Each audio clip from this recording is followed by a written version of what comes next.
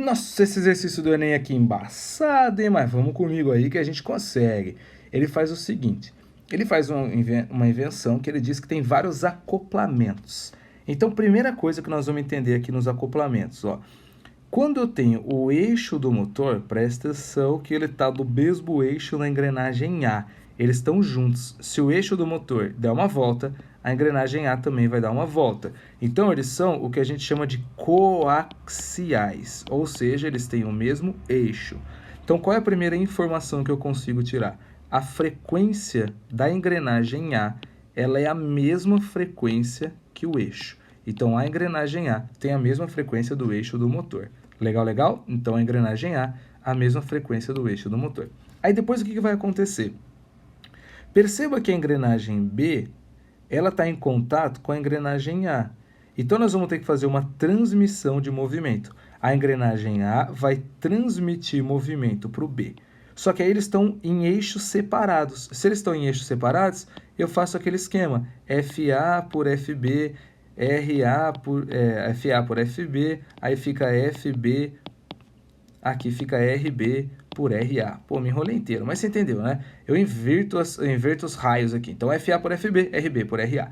E aí, depois, o que vai acontecer? Eu olho que a engrenagem B, ela é coaxial ao C.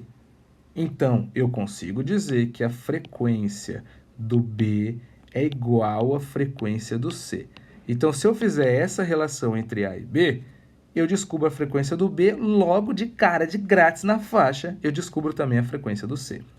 Mas aí eu enxergo que o C, ele está em contato com a engrenagem D.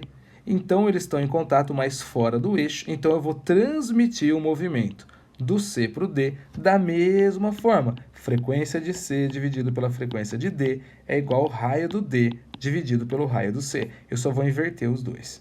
E aí eu vou encontrar a frequência do D. E aí o que eu entendo? O D, ele está na mesma engrenagem que quem? Ele está na mesma engrenagem que o ponteiro, no mesmo eixo, quer dizer. Então, eles são coaxiais. Então, eu descubro que a frequência do D é a mesma que a frequência do ponteiro. Então, se eu descobrir a frequência do D, eu acabei o exercício, porque eu acabei de saber também que o D e o ponteiro têm a mesma frequência. Viu aí a complexidade do exercício? Nós vamos ter que fazer um por um. E ele faz o seguinte, ele começa aqui do motor, 18 RPM, e eu preciso chegar lá no ponteiro. Então, nós vamos por partes. Calma, não é difícil, você vai ver. O exercício que parece complicado, na verdade, ele é uma porção de pedacinhos. E aí você acha que é grande, mas, meu, se o tamanho fosse documento, o elefante era o dono do circo. Então, pega lá, primeira transmissão, eixo do motor e a engrenagem A. Se ele falou que a frequência do eixo do motor é de 18 RPM, então eu sei que a frequência do A também é de 18 RPM. Legal, legal? Agora eu vou para a segunda parte. Eu vou fazer a transmissão do movimento de A para o movimento de B. Então, vai ficar assim, ó. Frequência do B dividido pela frequência do A, tanto faz se eu coloco A ou B em cima, desde que na hora dos raios eu faço a inversão. Eu vou colocar raio do A dividido pelo raio do B. Então, vai ficar frequência do B dividido por 18 RPM é igual ao raio do B. Só que aí você fala, meu, mas que raio que é esse? Ele deu o número de dentes. Sim, ele deu o número de dentes. Mas imagina o seguinte, ó, você já deve ter visto na sua vida uma parede que é redonda. Tá, beleza? Você vê uma parede que é redonda, mas você nunca viu um tijolo que é redondo. Eu vou colocando um tijolo do lado do outro assim, ó, e ele fica redondinho. Tá parecendo até uma boca, né? Seria a mesma ideia. O seu dente não é redondo, o seu dente ele é meio quadradinho assim, e aí forma uma parede redonda. Se eu tenho uma parede desse tamanho, é porque eu coloquei um tantinho de tijolo. Se eu pego uma parede maior, é porque eu coloquei mais tijolo. Se eu pegar uma parede maior ainda, eu coloquei mais tijolo ainda. Então, o raio, ele é proporcional à quantidade de dentes. Se ele é proporcional à quantidade de dentes, tanto faz eu usar o raio ou usar o dente. Como ele me deu dente, por que eu vou inventar de usar o raio? Eu vou usar o dente. Então, o raio do A é a quantidade de dentes do A, que é 24. O raio do B é a quantidade de dentes do B, que é 72. Legal, legal? Coisa linda! 24 dividido por 24 dá 1, 72 por 24 dá 3. de cabeça, hein? Pô. Aí eu vou ficar com 18 dividido por 3. E eu vou achar, então, que a frequência do B é de 6 RPM. Suave, tio? Suave? Então, exatamente agora, nós estamos na seguinte situação. O A tem 18 RPM, o B tem 6 RPM. Agora, olha o que acontece. Bom, que a gente anotou aqui. O B e o C têm a mesma frequência. Legal, legal? Então, vamos completar aqui. Eu sei que o C tem 6 RPM. E como que o B ele faz?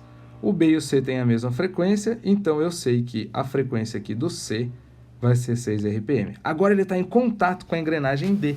Então eu vou fazer a mesma transmissão entre C e D. Vai ficar assim. Frequência do D dividido pela frequência do C é o raio ou número de dentes do C dividido pelo raio ou número de dentes do D. Eu só inverti os dois. Então, continuando aqui, a frequência de D dividido por 6 vai ser igual a o raio de C, que ele falou que tem 36 dentes, e o raio de D, que tem 108 dentes. Se eu dividir por 36, isso daqui dá 1/3. Então, look how beautiful it is. A frequência do D vai valer 6 por 3, que é igual a 2 RPM. Guardou, guardou? A frequência do D é 2 RPM. Só que se a gente voltar para o desenho aqui, deixa eu dar uma limpada, que ele tá too much ugly. Olha o que vai acontecer. Nós colocamos a informação de que o D e o ponteiro têm a mesma frequência. Por quê? Aqui está o ponteiro e aqui está o D. Ou seja, eles estão no mesmo eixo, eles são coaxiais.